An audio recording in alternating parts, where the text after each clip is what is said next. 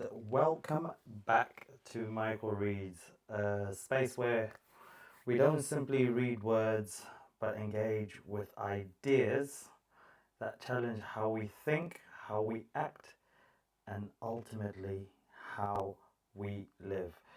Tonight we continue our journey through meditations, stepping once more into the mind of a man who governed not only an empire but also his own impulses, reactions, and perceptions with remarkable discipline.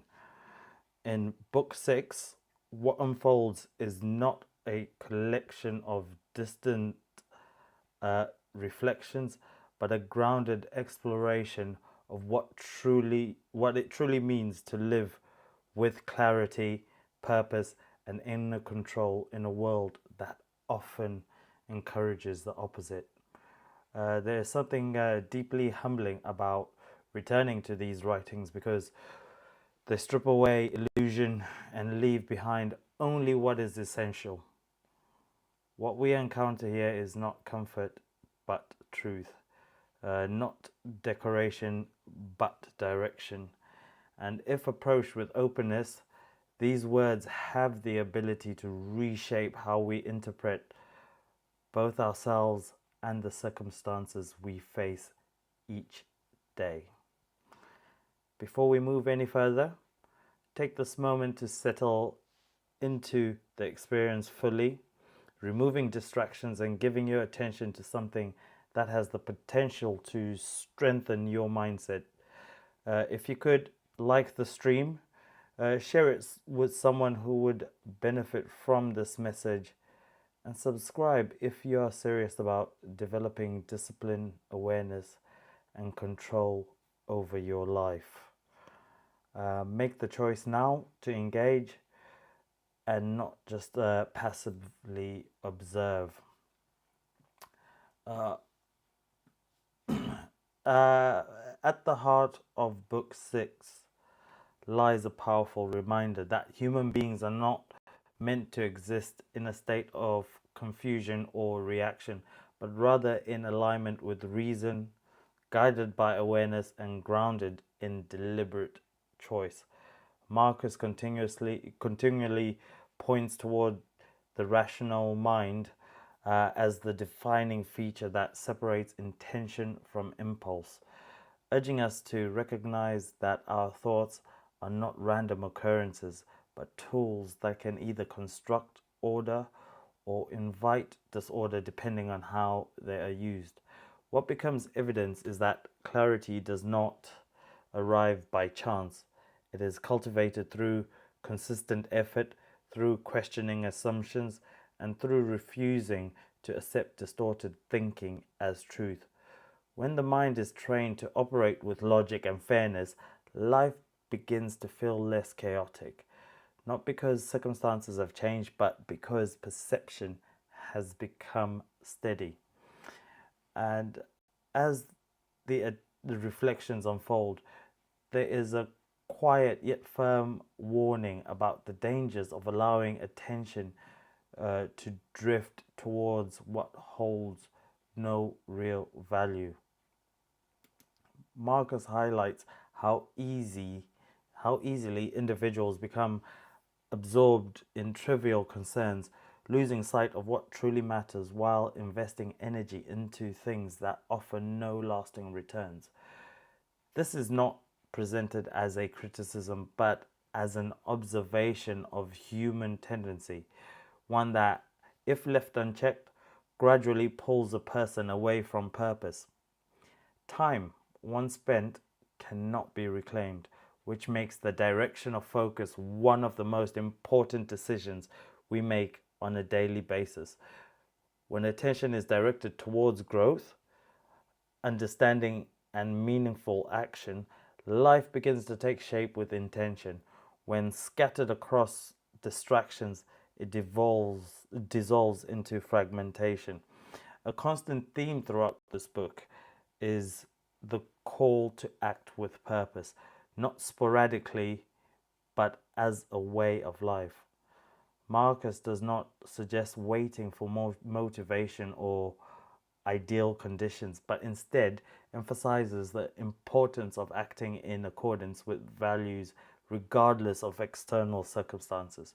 Each decision becomes an opportunity to align with something much greater than convenience, something rooted in principle rather than preference. When actions are guided in this way, there is no dependence on recognition or approval, because the satisfaction comes from knowing that what has been done is right. This shift transforms how life is experienced, replacing uncertainty with direction and hesitation with conviction. Another powerful insight emerges in the understanding that the opinions of others are neither stable nor within our control, making them an unreliable foundation upon which to build self-worth or direction.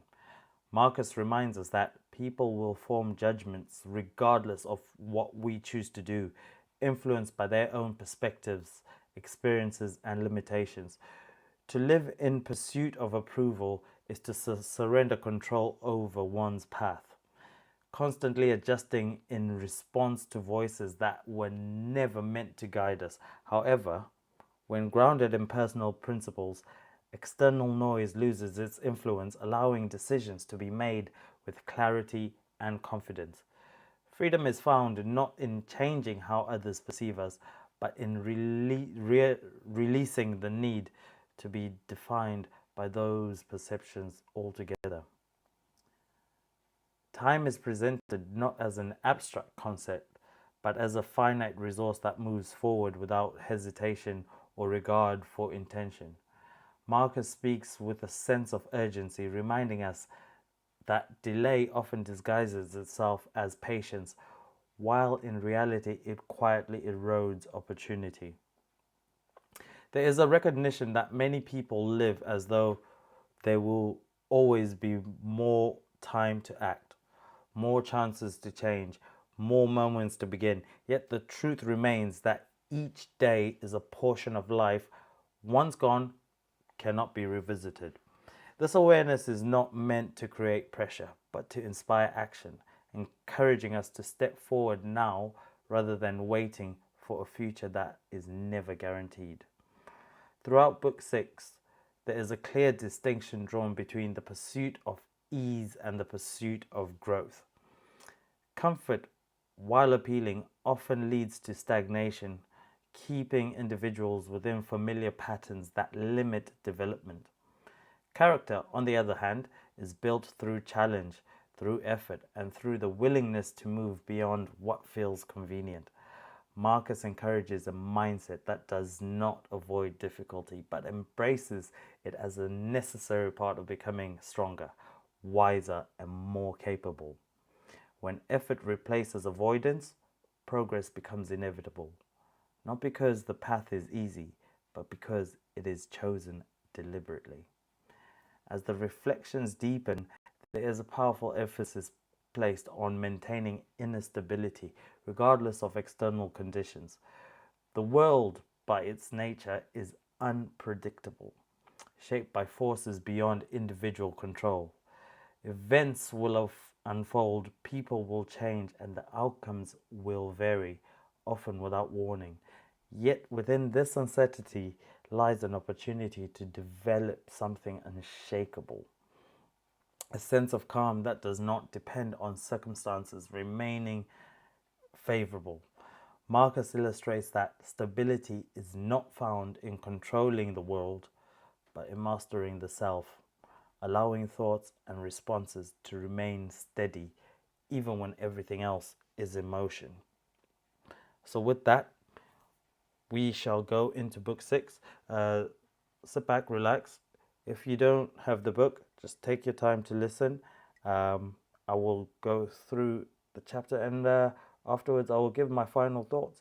I'll just have a quick drink.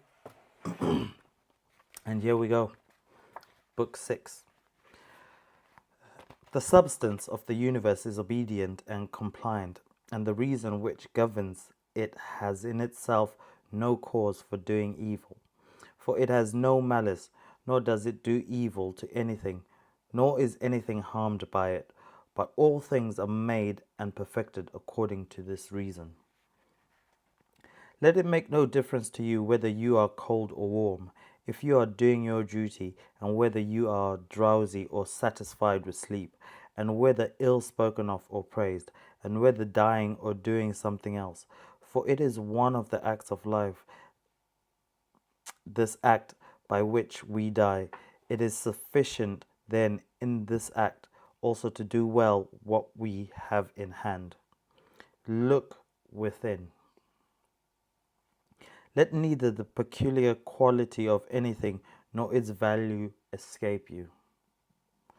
All existing things soon change, and they will neither be reduced to vapor, if indeed all substance is one, or they will be dispersed. The reason which governs knows what its own disposition is, and what it does, and on what material it works. The best way of avenging yourself is not to become like the wrongdoer. Take pleasure in one thing and rest in it. In passing, and one social act to another social act, thinking of God.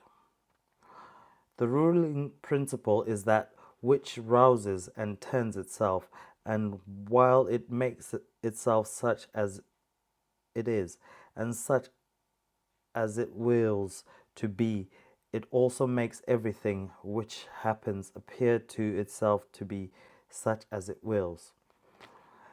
In conformity to the nature of the universe, every single thing is accomplished, for certainly it is not in conformity to any other nature that each thing is accomplished, either a nature which externally comprehends this, or a nature which is comprehended within this nature, or a nature external and independent of this. The universe is either a confusion and a mutual involution of things, and a dispersion, or it is unity and order and providence. If then it is the former, why do I desire to continue in a fortuitous combination of things in such disorder? And why do I care about anything else than how I shall at least become earth? And why am I disturbed? The dispersion of my elements will happen whatever I do, but if the other supposition is true, I regard with respect, and I am firm, and I trust in that which governs. When you have been compelled by circumstances to be disturbed, quickly return to yourself and do not continue out of tune longer than the compulsion lasts, for you will have more mastery over the harmony by not continually recurring to it. If you had a stepmother and a mother at the same time, you would be dutiful to your stepmother, but still you would constantly return to your mother. Let life and philosophy now be to you, your stepmother and mother. Return to philosophy frequently and relax in her, through whom you meet within the life appears to you tolerable, and you appear tolerable in life.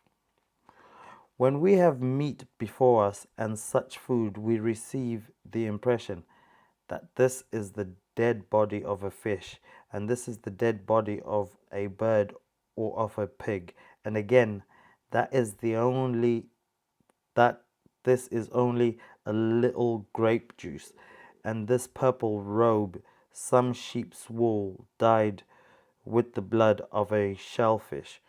Such then are these impressions, and they reach the things themselves and penetrate them, and so we see what kind of things they are. Just in the same way, we should act all through life, and where there are things which appear worthiest of our approval, we should lay them bare and look at their worthlessness and strip them of all words by which they are exalted. For outward show is a wonderful perverter of the reason, and when you are surest that you are employed about things worth your pain, it is then that it cheats you most. Most of the things which the multitude admire are referred to as objects of the most general kind, those which are held together by cohesion or natural organizations, such as stones, wood, fig trees, vines, olives. But those which are admired by men who are a little more reasonable are referred to as the things which are held together by a living principle, as flocks, herds. Those which are admired by men who are still more instructed are the things which are held together by a rational soul, not however a universal soul, but rational so far as it is a soul skilled in some art, or expert in some other way, or simply rational. He who values a rational soul, a soul universal and fitted for political life, regards nothing else except this, and above all things he keeps his soul in a condition and in an activity conformable to reason and social life, and he cooperates to this end with those who are of the same kind as himself. Some things are hurrying into existence, and others are hurrying out of it, and of that which is coming into existence, part is already extinguished. Motions and changes are continually renewing the world, just as the uninterrupted course of time is always renewing the infinite duration of ages. In this flowing stream, then, on which there is no lasting moment, what is there of the things which hurry by, on which a man would set a high price? It would be just as if a man should fall in love with one of the sparrows which fly by, but it has already passed out of sight. Something of this kind is the very life of every man, like the exhalation of the blood and the respiration of the air. For such as it is to have once drawn in the air and have given it back, which do we every moment, which we do every moment, just the same as it same is it with the whole respiratory power, which you didn't receive at your birth yesterday and the day before, to give it back to the element from which you first drew it.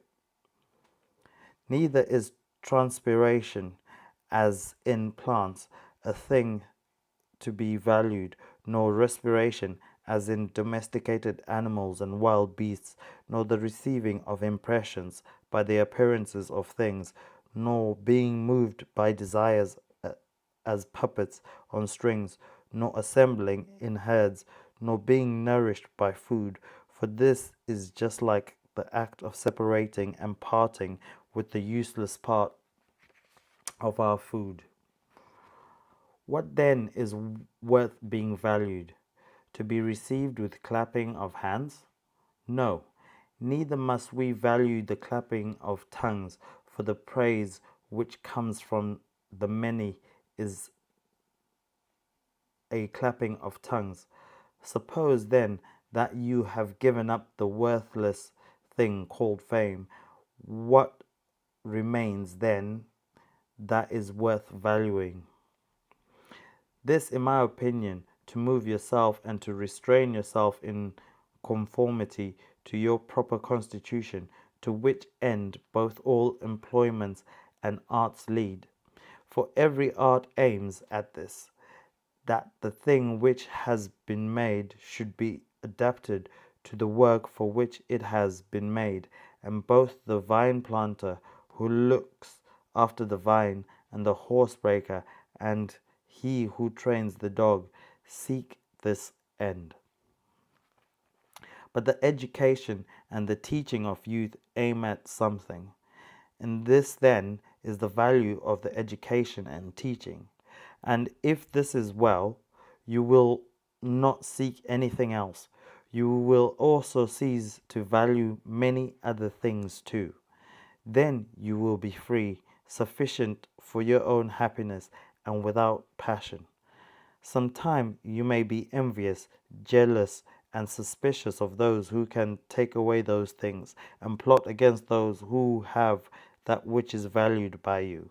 Of necessity, a man must be altogether in a state of anxiety who doesn't want any of these things, and besides, he must often find fault with the gods.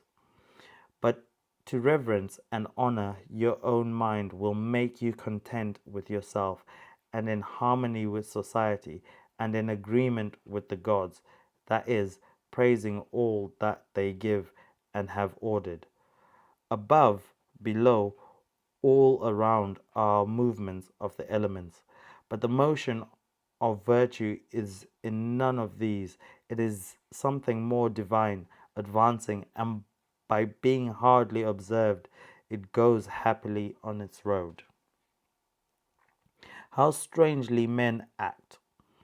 They will not praise those who are living at the same time and living with them, but to be themselves praised by future generations, by those who they have never seen or ever will see. This they set much value on. But this is very much the same as if you should be grieved because those who have lived before you did not praise you. If a thing is difficult to be accomplished by yourself, do not think that it is impossible for man. But if anything is possible for man and comfortable to his nature, think that this can be attained by yourself too. In combat training, suppose that a man has torn you with his nails, and by dashing against your head has inflicted a wound.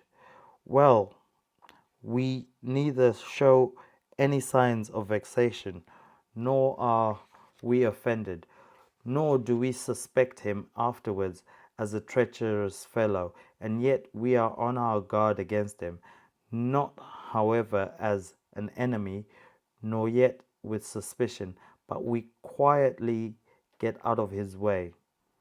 Something like this let your behavior be in all other parts of life.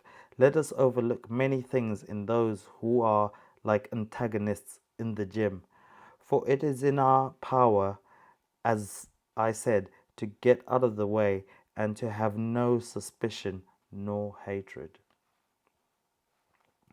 If any man is able to convince me and show me that I do not think or act right, I will gladly change, for I seek the truth by which no man was ever injured.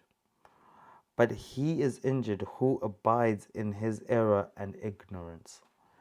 I do my duty, other things do not trouble me, for they are either things without life, or things without reason, or things that have rambled and don't know the way. As to the animals which have no reason, and generally all things and objects, do you, since you have reason and they have none, make use of it with a generous and liberal spirit. Towards human beings, as they have reason, behave in a social spirit,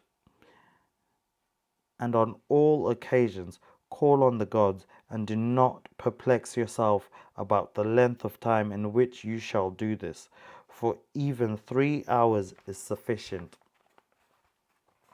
Alexander the Macedonian and his groom by death were brought to the same state, for either they were received among the same seminal principles of the universe, or they were alike dispersed among the atoms.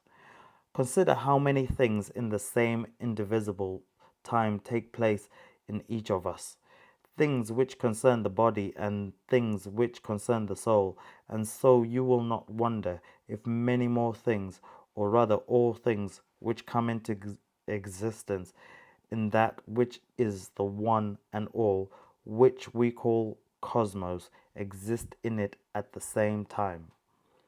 If any man should propose to you the question how the name Antoninus is written, would you, with a straining of the voice, utter each letter? What then if they grow angry? Will you be angry too? Will you not go on with composure and speak every letter? Just so then, in this life, also remember that every duty is made up of certain parts. These it is your duty to observe, and without being disturbed or showing anger towards those who are angry with you, to go on your way and finish that which is set before you. How cruel it is not to allow men to strive after the things which appear to them to be suitable to their nature and profitable. And yet, in a manner, you do not allow them to do this when you are vexed because they do wrong. For they are certainly moved towards things because they suppose them to be suitable to their nature and profitable to them. But it is not so. Teach them then, and show them without being angry. Death is the cessation of the impressions through the senses, and of the pulling of the strings which move the appetites, and of the discursive movements of the thoughts, and of the service of to the flesh. It is a shame for the soul to be first to give way in this life, when your body does not give way. Take care that you are not made into Caesar, that you are not dyed with this dye, for such things happen. Keep yourself then simple, good, pure, serious, free from pretension, a friend of justice, a worshipper of the gods, kind, affectionate, strenuous in all proper acts. Strive to continue to be such as philosophy wished to make you. Respect the gods and help men. Life is short. There is only one fruit in dry life, a disciplined disposition and social acts. Do everything as a disciple of Antoninus. Remember his constancy in every act, which is conformable to reason, and his evenness in all things, and his discipline, and the serenity of his face, and his sweetness, and his disregard of empty fame, and his effort to understand things, and how he would never let anything pass without having first most carefully examined it and clearly understood it, and how he put up with those who blamed him unjustly without blaming them in return, how he did nothing in a hurry, and how he never listened to gossip, and how exact an examiner of manners and actions he was, and not given to reproach people, nor timid, nor suspicious, nor a paid teacher, and with how little he was satisfied, such as lodging, bed, dress, food, no servants, and how laborious and patient, and how he was able to account of his sparse diet to hold out to the evening, not even requiring to relieve himself by any evacuations except at the usual hour, and his firmness and uniformity in his friendships, and how he tolerated freedom of speech in those who opposed his opinion, and the pleasure that he had when any man showed him anything better, and how religious he was without superstition. Imitate all of this, and so imitate all of this so that you may have a good as good a conscience when your last hour comes as he had. Return to your sober senses and call yourself back, and when you have awoken yourself from sleep and have perceived that they were only dreams which troubled you. Now, in your waking hours, look at these, the things about you, as you did look at those in the dreams. I consist of a little body and a soul. Now, to the little body, all things are indifferent, for it is not able to perceive differences.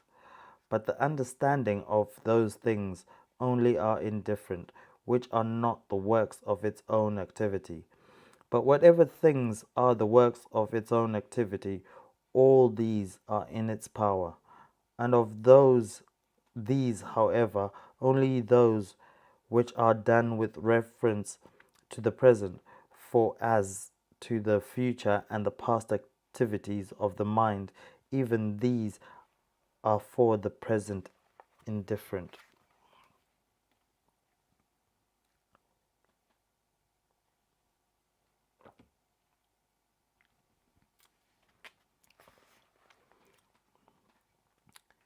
Neither the labor which the hand does, nor that of the foot is contrary to nature, so long as the foot does the foot's work and the hand the hand's. So then neither to a man as a man is his labor contrary to nature, so long as he does the things of a man. And if the labor is not contrary to his nature, neither is it an evil to him. Do you not see how the handicraftsmen accommodate themselves up to a certain point to those who are not skilled in their craft? Nevertheless, they cling to the reason of their art and do not endure to depart from it. Is it not strange if the architect and the physician shall have more respect to the reason of their own arts than man to his own reason, which is common to him and the gods? Asia, Europe are the corners of the universe, all of the sea a drop in the universe, Athos a little part of the universe, all the things, all the present time is a point in eternity. All things are little, changeable, perishable. All things come from there, from the universal ruling power, either directly proceeding or by way of sequence. And accordingly, the lion's gaping jaws, and that which is poisonous, and every harmful thing, as a thorn, as mud, are after products of the grand and beautiful. Do not then imagine that they are of another kind from that which you venerate, but from a just opinion of the source of all. He who has seen present things has seen all, both everything which has taken place from all eternity and everything which will be for time without end. For all things are of one kind and of one form. Frequently consider the connection of all things in the universe and their relation to one another. For in a manner of all things are implicated with one another, and all in this way are friendly to one another. For one thing comes in order after another, and this is by virtue of the active movement and mutual cohesion and the unity of the substance. Adapt yourself to the things with which you have been allocated, and the men among whom you have received your portion. Love them, do it truly, sincerely. Every instrument, tool, vessel, if it does that for which it has been made, is well, and yet he who made it is not there. But in the things which are held together by nature, there is within, and there abides in them the power which made them. Where it is more fit to regard this power and to think that if you do live and act according to its will, everything you do in its conformity to intelligence. And thus also in the universe, the things which belong to it are in conformity to intelligence. Whatever is not within your power, you will consider it either good for you or evil. It must of necessity be that if you suffer from a bad thing or from the loss of a good thing, you will blame the gods and hate those who are the cause of the misfortune or the loss, or those who are suspected of being likely to be the cause. And indeed, we do much injustice because we make a difference between these things. But if we judge only those things which are in our power to be good or bad, there remains no reason either for finding fault with God or having a hostile attitude toward a man. We are all working together to one end. Some possess knowledge and others don't know what they do. As men, they are asleep. I think there are some that say they are laborers and cooperators in the things which take place in the universe, but some men do not cooperate, but even those that cooperate abundantly still find fault with what happens and try to oppose it and to hinder it, like the universe has need of such men. It remains then for you to understand what type of work fits your character, for he who rules all things will certainly have a use for you, and he will fit you in among some parts of the cooperators and of those whose labors conduce to one end. Does the sun undertake to do the work of the rain, or earth the fruit bearer? And how is it that each of the stars are not different and yet they work together to the same end? If the gods have determined who I am and about the things which must happen to me, they have determined well, for it is not easy even to imagine a deity without forethought, and so as to doing me harm. Why should they have any desire towards that? For what advantage would result to them from this or to the whole, which is the special object of their providence? But if they have not determined about me individually, they have certainly determined about the whole at least, and the things which happen by way of sequence in this general arrangement I ought to accept with pleasure and be content with them. But if they determine about nothing, which it is wicked to believe, or if we do believe it, let us neither sacrifice nor pray nor swear by them, nor do anything else which we do as if the gods were present and lived with us. But if, however, the gods determine about none of the things which concern us, I am able to determine about myself, and I can inquire about that which is useful, and that is useful to every man, which is comfortable to his own constitution and nature. My nature is rational and social. So far as I am a man, the things then which are useful to these cities are alone useful to me. Whatever happens to every man, this is for the interest of the universal. This might be sufficient. But further, you will observe this also as a general truth. If you do observe that whatever is profitable to any man is profitable also to other men. But let the word profitable be taken here in the common sense of things of the middle kind, neither good nor bad. What if you see in the theatre and such places the continual sight of the same things others see, and the uniformity make the spectacle? It is the way in the whole of life, for all things above, below, are the same and from the same. Think continually that all kinds of men and all kinds of pursuits and of all nations are dead, so that your thoughts come down even from the same origination. Now turn your thoughts to other kinds of men.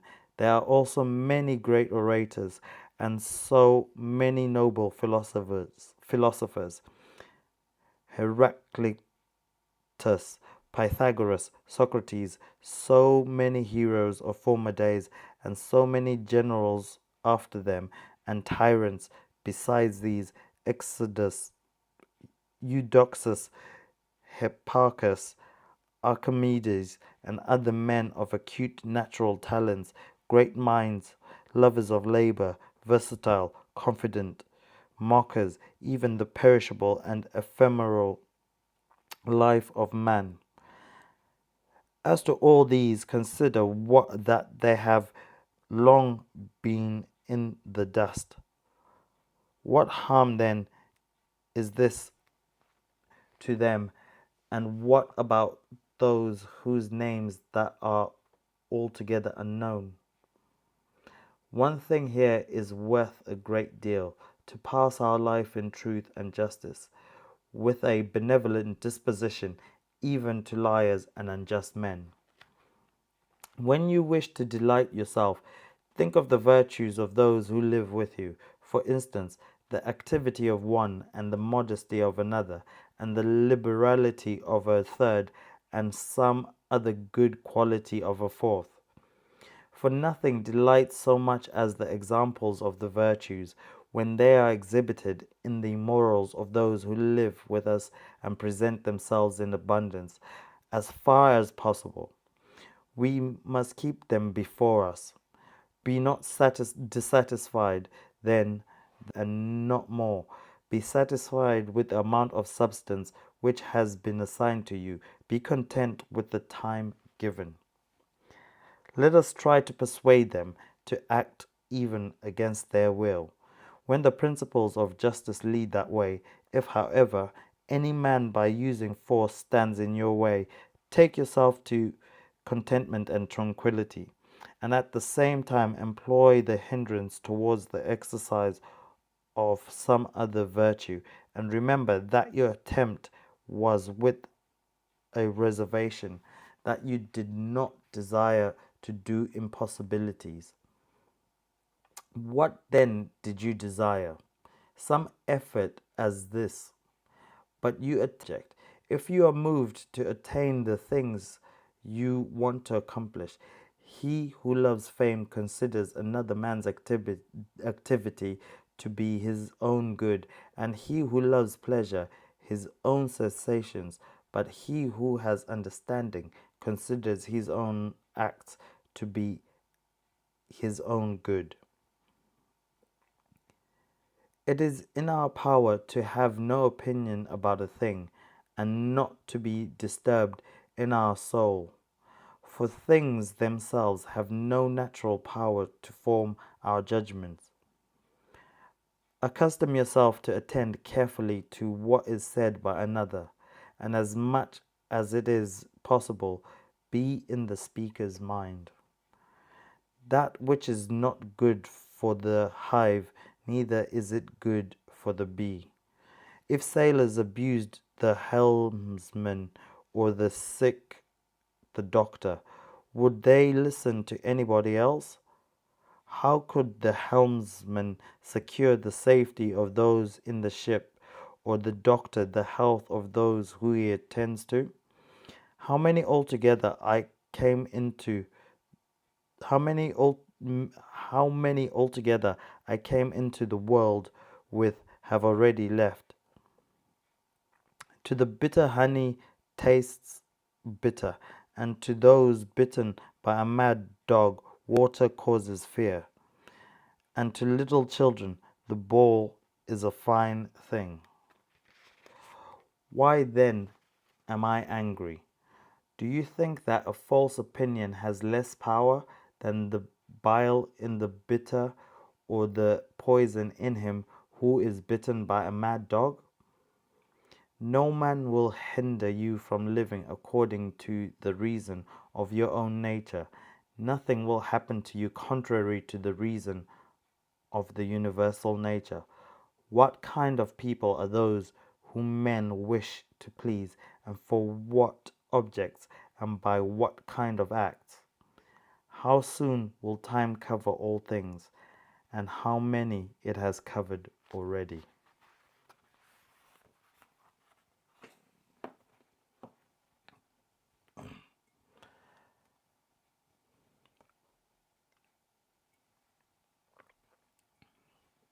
As we step back from the words of Book 6, there's an opportunity to reflect not just on what has been said, but on how it applies to our own lives in a practical and immediate way. One of the most important questions to consider is this: where is your attention going each day? And is it leading you towards growth or pulling you away from it? Because focus is not neutral. It is either building something meaningful or slowly dismantling your potential. Another point worth exploring is the relationship between reaction and intention. How often are your decisions shaped by circumstance rather than guided by principle? And what would change if every action came from a place of clarity instead of impulse? There is also a deeper layer to the idea of external opinion, one that challenges us to examine how much influence we have unconsciously handed over to others. Are you living in alignment with your own values, or are you adjusting your direction based on what you believe will be accepted or approved? Time, perhaps more than anything else, calls for honest reflection. If you were to look at your current habits, your current routines, and your current priorities, would they reflect someone who understands the value of each passing day? Or do they just suggest that there is still an assumption of endless opportunity? And finally, there's a question of responsibility, a principle that sits at the core of everything Marcus teaches.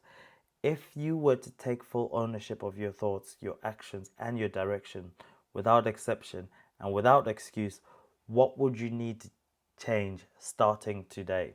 Because this is where philosophy moves from idea into action. This is where reading becomes transformation. So if this message has spoken to you in any way, do not allow it to remain as something you simply listen to. Take what resonates and apply it. Share it with those who you feel might need it. So, like the stream, share it with someone who does need to hear it, and subscribe if you are committed to strengthening your mindset and taking full control of your path. Step forward with intention. So, I'd like to thank you for being here, for giving me your time and continuing to invest in your own growth. I am Michael Reeds, and I will soon catch you on the next one. Thank you so much, and have a good evening. Goodbye.